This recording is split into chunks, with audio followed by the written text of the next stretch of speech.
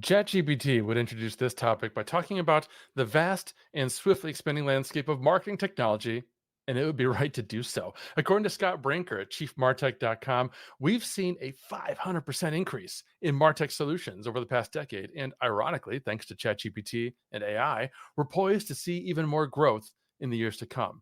These solutions are coming into existence to help marketers with incredible challenges and opportunities, such as understandingly increasingly complex customer journeys and data sets, but at great cost. Not just financial cost, but also costs in efficiency, direction, and even internal influence. How should marketing teams approach the challenges today before turning to yet another piece of marketing technology? That's what we're covering in today's episode of The Martech Show. The past is gone. Now's the future. This is The Martech Show, exploring today's marketing technology solutions. Social media, artificial intelligence, augmented reality. Now's the future. Content, SEO, email, analytics, listening, advertising, and more. I'm your host, Mike Alton, and I'm joined by agency owner and technology futurist Robin Diamond. Each episode explores the latest developments in marketing technology and shares new solutions and innovative approaches that you need to know about to grow your business today. And now, the rest of today's episode.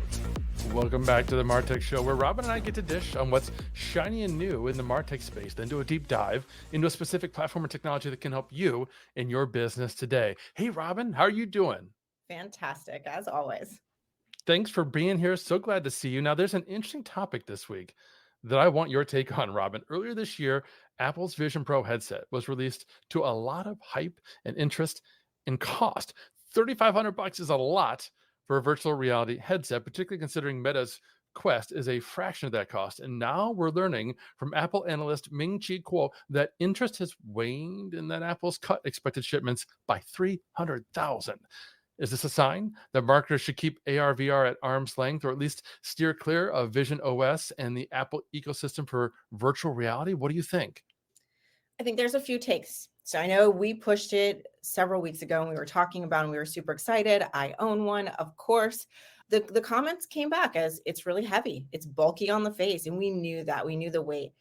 I do think Apple is more strategic than we're giving them credit for. So as a marketer, let's think about that. And as a technology enthusiast, I want to also think about that. They called it the Apple Vision Pro, knowing that there is going to be a dumbed down version. It gave them that growth. It gave them that price point to see what people would pay. But yeah, launching for next year, they're already cutting that it's not going to happen in 2025. And they're also saying it's very unexpected. The results will keep going like they are. So I think I want to give Apple a little bit of a cheer on. Hey, you knew what you were doing by calling it Pro. Let's get the scaled down version. And also I think the lighter. There is, Mike, I know you've tried on the headset when we've spent time together. There are a lot lighter headsets. So you still have to stay ahead of the times. And I think we've actually talked about that, staying ahead of the time. So as a marketer, be prepared for leveraging augmented reality.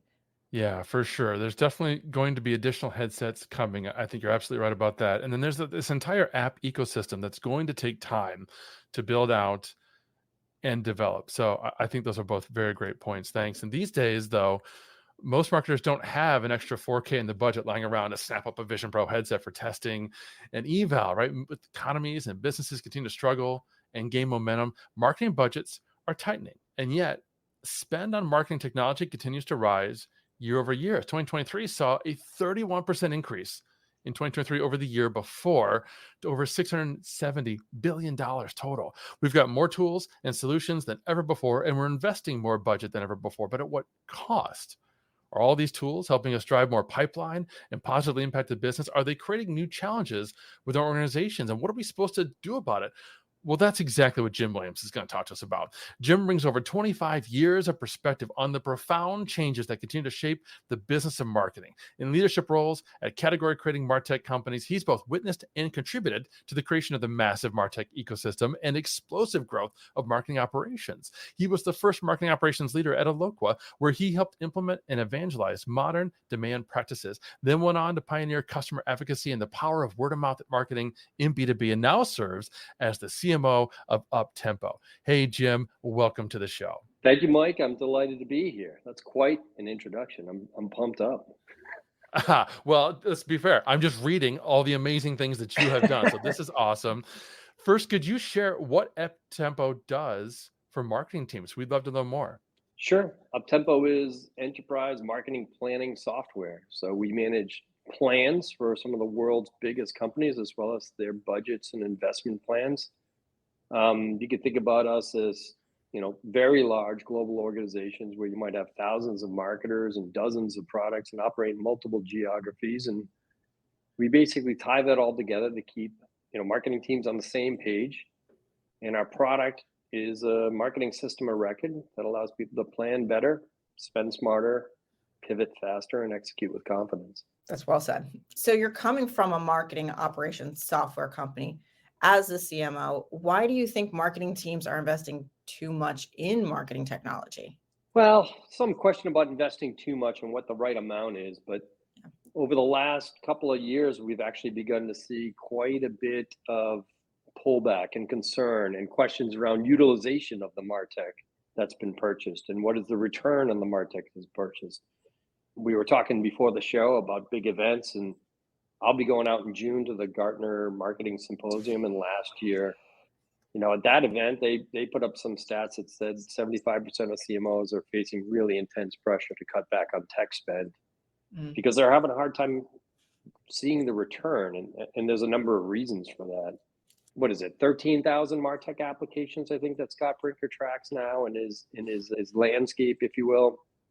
And of course, not all of those are market leading technologies. Many of them are experimental in nature, but the vast majority of them are what I call front office applications, meaning they're tools to help you with the activation of your marketing plans, right? The execution of your martech.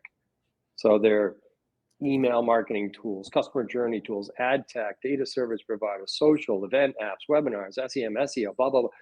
All of these tools designed to better engage customers or buyers. And what they deliver back to the marketing org is an overwhelming flood of very tactical data, metrics, clicks, impressions, etc. And what that leaves is a couple of problems. One is we call it the fog of marketing, where you have this overwhelming amount of execution data coming back into the organization, but a real challenge trying to analyze that data and level it up to the point where you can answer fairly basic questions about, is the marketing strategy working? Dollars allocated to marketing delivering a return on investment? And if not, how would you change your plan? That's the problem that we see often. Yeah, and I'm glad you mentioned Scott and his landscape of the marketing technology. We're actually going to have him on the show in a couple of weeks in a special bonus podcast episode because he's coming out with his 2024 version, and we want the scoop. We want to understand why we're seeing what we're seeing. And I'm glad you made this distinction between spending more or spending differently. It's not necessarily increasing or decreasing budget per se. It's making sure that we're spending and we're budgeting and we're prioritizing in the right ways. That was a conversation I had just this morning with my CEO. Are we prioritizing the right things here at Agora Pulse? And are we spending our time on those priorities, whether that's technology or individual time and efforts and initiatives, or are we doing the busy work, right? Or are we, like you said, getting drowned in this cloud, this marketing fog of data that's coming at us? So we're doing these spending habits probably not well. How are they hurting CMOs with their CFO counterparts? Has this created this kind of impossible marketing and finance divide where we're always just fighting over budget? It's certainly not an impossible divide, but it's very difficult, I think, for CMOs to navigate with their CFO counterparts, particularly in this environment. It's been a pretty tough market for, say, the last 12, 18 months. And that, of course, creates pressure on budgets, pressure on spend, pressure on resourcing, et cetera. And, a couple of things that really need to change, I think, in the relationship between marketing and finance. One is, marketing overall needs to improve their financial acumen, speak the language of the finance team. The finance team operates in terms related to general ledger codes and what their spend is. And typically marketers fall back on impression data. I'm getting this many clicks, I'm getting this many visitors. etc. That's not necessarily language that translates to business realities. Certainly not language that the board would appreciate or your investors would appreciate. And so, that's something that's definitely needs to change. But even more so than that, I think CFOs today expect marketers and marketing teams who may be given 10 or 15% of revenues to go spend to drive business growth to actually come back and justify that spend. They should know what is planned, committed, forecasted, and what's actually been spent in real or near real time. They should be able to answer those questions. They should be able to tie that expenditure back to return performance data such that you really know what is your cost of acquisition, by segment, by region, by product. What is the lifetime value of those segments? What is the performance against strategic objectives, not marketing tactics? And that's really kind of where marketing needs to go, especially in an economy like this. I love that was like kind of where my next question was leading to. Where are we supposed to focus? And you put it very clear. It is not just about everything being black and white, and you really need to focus on what is the return. And so I love that you said that. I was like writing down notes, and I love that you said the fog of marketing too, and analyzing the data. And as we're looking at that, you talked a little bit about this, but that return, you said 10 to 15% is what they're spending. Where should they start first? What should marketers start focused and be focused on first? Start with company strategy. I think that's where it starts. All too often, what happens with that budget is the marketing team is handed a pile of money, and then they start to think about what are they going to do with that money. What are the campaign objectives? They start to think about, okay, we're going to run these programs, these tactics, and these events, etc.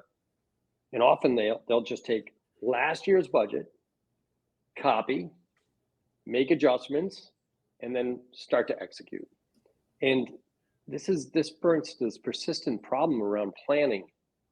Planning is a top-down and bottom-up exercise for marketing teams, particularly global enterprise teams. And what sometimes is missing is, well, what are the campaigns that are actually going to support company objectives, right? That might be penetrating a new marketing or getting a new product launched, right? Or increasing wallet share or mind share. And I think all too often marketers tend to fall back on, we're going to do these activities and kind of hope for the best. And so first thing I'd say is get better at planning. There are planning methodologies that marketers need to embrace. Methodologies that allow you to begin to cascade from a company objective to a marketing strategy, to a marketing theme, to campaigns that support that theme, to the different program types that might roll up to a campaign, whether it's brand or customer engagement or demand or brand, whatever those things are. There are all these program families. They need to start thinking about first the taxonomy, like in their planning, what are these things called? And then the hierarchy, what is the relationship between different activities and the overall objective? And so there's a bit more science to this than I think many marketers think about. But without that science, without that discipline around planning, it's really hard to come back and answer those simple questions that you get from the board, like, is our marketing strategy working? How much are we spending? And what return are we getting? And how would we change if we're not getting the expected return? That really starts with a good planning process. And that is both marketing objective planning, strategic planning, campaign planning, and then most importantly, how does that tie to investment plans? Where are the dollars being allocated today? And is that the best possible use of those dollars? So what I'm hearing is I can't just copy and paste last year's budget plan, right?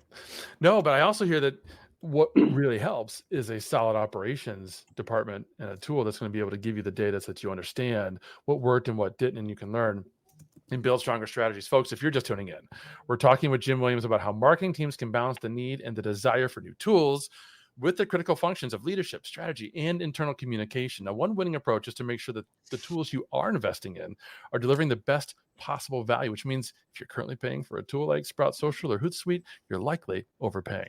All right, I'm Daryl. I'm a CMO. I'm with Agorabots. You're a marketer. I'm a marketer. Let's be blunt for a second. Let's take the gloves off and let's just put it out there. Our success is tied directly to the tech we use. Does it work? Is it affordable? Can the vendor support us? Can I be with this vendor long term because of their product direction? All right, so where do you go for those answers when you're making a selection, especially on social media? Well, everybody these days, they go to G2. So here's what you need to know. As it comes to ease of use, AgoraPulse is a 9.1. When it comes to support, AgoraPulse is a 9.3. When it comes to product direction, AgoraPulse is a 9.2. Did you know that Sprout Social and Hootsuite are in the 7s and 8s? They don't even break 9.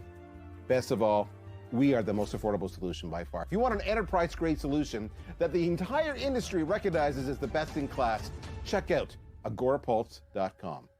All right, now, Jim, the concept you've mentioned before is marketing agility. Is that essentially agile methodology applied to marketing, or is it different? I think about it as being different. Sure, there's agile marketing, and Scott can talk to you all about that when you have him on the show. He's written a book about it, which is quite good. And that is highly valuable. But when I talk about marketing agility, that's different than agile marketing. It's not as much about stand-ups and scrums. It's not about, following the explicit methodology of agile. Many of that there's benefits to that, but a lot of that is activation and execution focus. Like, okay, how do we actually get a campaign to market? What I'm talking about is much more focused, as I've talked about already in this conversation, on more the back office of marketing than the front office of marketing. And that means, how do you architect a system of record that links your intent, like your plans, what you plan to do, with what actually is in market today against timelines, with the dollars being spent against it, that's your budget, with the results that you're getting, and that's performance data. Those things today are not linked. There's a big hole in the center. If the last 20 years of martech has all about like collecting all of this data, what it has not been about is actually building a system of planning and a system for managing marketing budgets. Today, those are managed, controlled on freeware. Like they're your 2024 marketing plan is running on 1987 software, right? It's PowerPoints and spreadsheets. So even in global organizations, you have the reality that when people want to know, oh, what is our plan and how are we changing it? They go to some SharePoint drive and pull down some 200 slide PowerPoint deck and start sending that around by email to one another. And when you want to know, okay, well, what have we spent so far in Q1 and how much do we have left to spend? They go to version 9.2.3 of a giant spreadsheet that has many, many different worksheets linked together that comes from finance and gets updated and sent over. And it just is hours and hours of wasted time, really poor collaboration. It leads to a lot of really bad behavior, like, grabs for budget to spend as quickly as possible, or, kind of dollars following, or campaigns following dollars instead of the other way around, like where, a media team goes and buys a whole bunch of ad inventory and then goes searching for content. It turns the content team says, you need to create something right now because, we got to spend this. It's just really, really bad behavior that can lead to a loss of credibility. Certainly it can lead to overspending or underspending. You could totally ignore entire audience segments they need to hit, or you can oversaturate an audience that way when teams aren't on the same page. Team infighting, lack of agility, like I said, lack of credibility, sometimes lack of employment if things get really bad. So there just needs to be a focus on kind of the back office system, what I call a marketing system record, to kind of govern strategy through plans, through finances. And then your front office martech stack can take over on the activation to pull that performance data. I think that's so interesting, especially you said 1980 or 1990, like going into the back office. How many things do we actually all see? Unfortunately, we see it in so many different businesses. So when you talk to us about strategic marketing operations, what is that, and how can an organization implement that strategic operation? This is a great question, something I'm very passionate about. I kind of started my career in marketing operations. The best way to think about it, I was at Eloqua for years when it launched, etc. And we saw the rise of martech. First, we saw the rise of digital marketing, followed by the rise of martech, followed by the rise of operations to deal with configuring martech. and then do the analytics associated. But then something happened where marketing ops stalled out. Mhm. Best way to say it. Like today, the vast majority of marketing operations professionals are mired in martech configuration, tool management, building integrations, managing data flows, doing some analysis on this very tactical performance data. And many of them are asking themselves, where do I go? Like, what's my career path? How do I become more strategic? How do I get a seat at the table? And I have a very strong belief that the way you do that is to get into the, as I say, the back office side, planning, financial management, right? Be able to answer the questions about what should we do next based on how marketing investments are actually performing. In that role, you move from, the person that configures HubSpot to the person that becomes the eyes and the ears of the CMO. What to do next? Where do we spend our next dollar? That's the level of guidance that CMOs want to get from operations teams, but might not be getting it today. And just as a case in point, very, very often when we go in and talk to customers, globally, global accounts, companies like, Cisco as an example, where they have thousands of marketers and all these hundreds of products, often we end up talking to the role of the chief of staff to the CMO, right? Like the person that the CMO relies on to be the eyes and ears, right? Someone that's kind of an intermediary between the operational teams to make sure there's team alignment, culture alignment, there's alignment with the finance department to make sure that marketing is staying on budget and using their dollars wisely. And it's often that type of role where our message lands the best, not with, say, the head of marketing operations. And so there's this kind of divide right now. And I think marketing ops professionals need to bridge that divide by getting away from the technology and starting to think about business outcomes. I love that you're talking about outcomes, you're talking about systems. It's more than just marketing operations, it's marketing operating systems. How do you That's see right. these changing and working to help this overall situation? Well, a lot of it has to do with, frankly, like integration. There is still persistent problems where data doesn't match up on your activation and your sprawling martech stack that you've built. That SEO tool might not talk to your website analytics tool, which might not talk to your ABM platform, which doesn't connect with your marketing ops tool, which doesn't connect to your sales development platform. All of these things still need to connect in the front office so you can normalize the data and get real insights from it. But more so than not, there needs to be kind of a central repository that holds the plans and financial systems, the dollars, so that you can start to marry up not just the metrics, the performance metrics that comes out of the martech stack, but that can tie back to what was the intent? What was marketing trying to do? And how much did marketing spend against that intent? If you can link those three things together, right? Your plans, your finances, and your performance data, now you can begin to answer those questions about what do we do next? And is it time for a pivot? Is there an opportunity in the market we're not taking advantage of? Like, just think about the notion of you got 1,000 marketers distributed globally, and suddenly it becomes obvious to you that there's a supply chain issue, right? And that's going to affect your marketing strategy. Or there's a new opportunity in cloud that you have a product that needs to get to market quicker and you need to change perceptions and messaging, everything else. How can you possibly get that team of thousands of marketers aligned around the change if the way you communicate to them about what they're doing today is in PowerPoint and Word documents? It's just impossible. There needs to be a marketing operating system behind the intent of marketing activities. Robin, I know you've got one last question, but I want to ask a follow-up question here. Jim, Yeah. how do you see, with all of these different systems, all these sources of data, AI coming to the fore and being of assistance to companies? Well, of course, we got to address the AI topic. I think what Gotcha. we're seeing right now is right. Yeah, of course. I think what we're seeing now is just the very tip of the iceberg. In what we call generative AI, and it's totally disrupting the creative side of the business, content creation side of the business, etc. We're seeing that already. What we haven't seen yet is to be able to apply those models to the data side of the business, again, tied to the plan, right? So if the question that's always on the CMO's mind is, where do I spend my next dollar to drive growth in the business? That's the prompt that isn't being answered today. And the reason why is because it's such a constrained model. It has to be so specific to your business that those systems just haven't been built. And it's missing this layer of, if AI was going to go out and search for answers to that question today, where would they search to find out what's actually happening?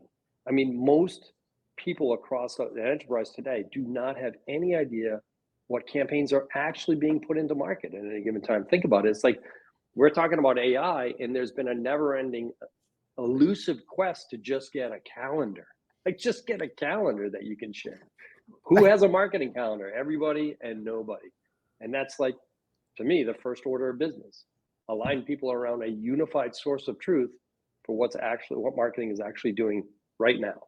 It's like he knows what I was about to ask, because I was going to say, I was like, what are other marketing departments or organizations changed like to help better function? But I think you just said this. Let's get aligned. I love that you say we all have a marketing calendar, but yet it seems no one has a marketing calendar. Like, why are no departments ever talking to each other? And where does this actually live? And like you said, all of those things. So if there's any other places that you should focus other than that part, but any other things that marketing departments should really look to change first? Well, I mean, I think it's fundamentals as well. Like, let's come back to the calendar. 20 years ago, when I was knee deep in marketing operations, there was a problem of language, right? So the marketing team would be talking about impressions and clicks or leads that we got from somewhere, or these are trade show booth visitors or whatever the case may be. And then the sales team is saying, well, we want not leads like people that clicked on something, like a lead, meaning an account to chase down because we think there's a business opportunity. And even the word opportunity was, it's like this such a subjective, squishy term. Nobody really knew what it meant. And so there was this whole revolution that took place, right, with the rise of marketing automation, and then from beyond there to define explicitly and get people on the same page around a taxonomy. It's not just a lead. No, this is a marketing engaged lead. This is a marketing qualified lead. This is a marketing qualified account. This is a sales qualified lead. This is a sales qualified up. All those stages with agreements, like a contract that sales and marketing would sign in blood and say, all right, we agree. This is what we're calling these things. Now apply that to the planning side of the business. You have one team in some region that's calling something a program, and another thing a tactic, and this is an activity, and this is an event, and this is what a campaign is. And a campaign in one region might be a 12-month theme going after a specific audience segment. And yet in another region of the world, a campaign is, I just clicked send on an email blast. That's my campaign. And so in order to get alignment, get to the idea of a true calendar, you have to agree to what those terms mean. You have to establish that taxonomy globally. You have to build that hierarchy. And then you have to figure out what metadata or attributes do I want to associate to each of those objects at each level in the hierarchy. Perhaps when I run a campaign, once we agree on what a campaign is, I also need to know the audience, the journey stages it's focused on, the products it supports, etc. And that's where that kind of operating system needs to be created and implemented in large global accounts. Love it. Jim, I need to have you on more often to talk about these deep topics, because they're so integral to the success of our companies and the performance of our marketing teams. And yet, to your point, there are conversations people aren't having enough. And I had to laugh because you talked about 20 years ago, we created this taxonomy for sales and marketing. And I'm thinking we're still working on that in some corners and trying to define the gift these that things. Keeps giving. It's still in process. But Jim, you've been terrific. So I know folks are going to want to learn more about you and the work that Uptempo is doing. Where should they go to find you and connect with you? Well, of course, you can check out Uptempo at uptempo.io. You can connect with me on LinkedIn, which I think you guys push that as well. Those are two good ways to check us out. And if you're in a marketing operations function, I spend a lot of time thinking about, the role of marketing ops, putting product aside and solutions aside. If you just want to have conversations with more of your peers, we run a monthly, what we call the huddle. It is a gigantic, massive, open Zoom conversation. We have hundreds of people show up. We bring in different people to talk about different facets of your career growth, contract negotiation, working with vendors, all types of things. And it's very curated. We don't open it up to any person. You got to be a marketing operations professional to get in. And then we support that with a live Slack community where a lot of people exchange best practices as well. So check that out. It's on Uptempo's website. We call it the Huddle, and that's a worthwhile thing to get into. Fantastic. We'll have the links to that and everything else in the show notes. Robin, any final comments? I think this was great. I like Mike said, we need to have you back because you just kept dropping I think I took more notes over here than I ever have. So great information. Thank you for bringing us to circle it back though to everybody. We need to communicate. We're all in this together. And I think some teams fight over those things. And so I love that you said that you added in. Great. Thank you so much, Jim, for being here. I loved it. It was a great opportunity. Thank you, Robin. Thank you, Mike. My pleasure. Thanks. Until next time. See everybody. Thank you for listening to another episode of the MarTech Show, hosted by Robin Diamond and Mike Alton, powered by AgoraPulse, the #1 rated social media management solution, which you can learn more about at agorapulse.com. If you want to make sure you're part of our audience during live weekly broadcasts, take a look at our calendar at agorapulse.com/calendar, or click the subscribe button in your email once you register for any of these events. Is there a particular tool or topic you'd like to see us talk about? Or perhaps you think your solution should be featured? Email me at mike@agorapulse.com.